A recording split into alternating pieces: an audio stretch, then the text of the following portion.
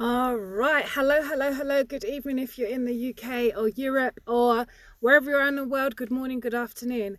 I wanted to just take a little bit of time, just talk to you about speaking tips when you're on an online interview, okay? So I know it's getting more popular for companies to interview you remotely, either by Zoom, Skype, or online platform, etc., before you get into the main interview, and that's the way they filter you. But I just wanted to give some tips, right?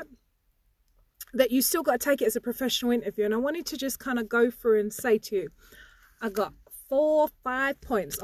Okay, so look into the camera. Mine's kind of acting lopsided today. I don't know why.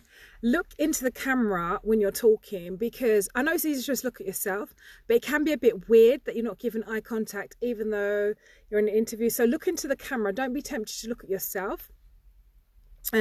Be professionally dressed. So whatever is your profession or your industry, dress accordingly. So if you're a librarian, look like a librarian. If you're a lawyer, look like a lawyer. If you're from some digital media marketing company, look like cool and Shoreditch and eccentric. Or if you're going to go and work for, I don't know, a fashion house, make it look like you stepped out of GQ or Vogue, etc. You see what I'm saying? And as well, make sure your background looks kind of neutral. It don't have to look like mine, of course not. Not everyone's going to have in a studio, etc. I'm not saying that.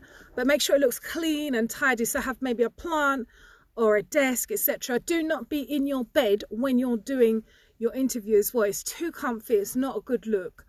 And as well, just clear the background and make sure there ain't any loud noises going on. So the dog ain't barking, the kids ain't running, all of those different things, that you're kind of in a space or an area in the corner of your front room or your bedroom, even in your wardrobe. Put a light in there and go ahead and do it. It's probably give you better sound quality than in a room.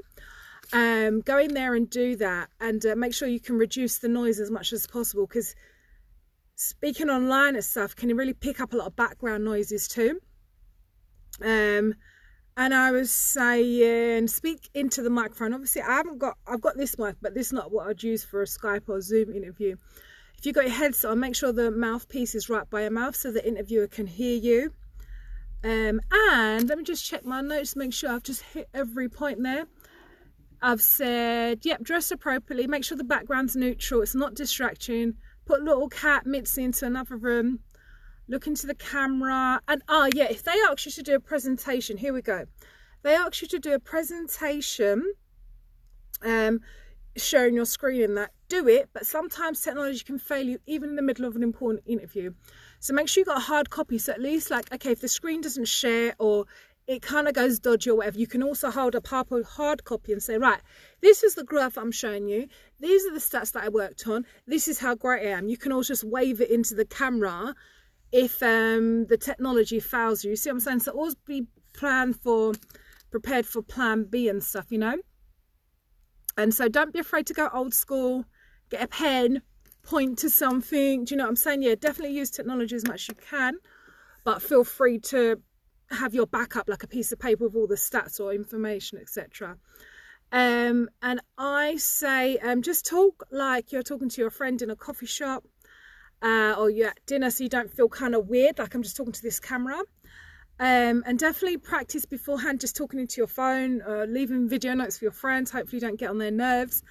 And ask for feedback as well, because that is really key.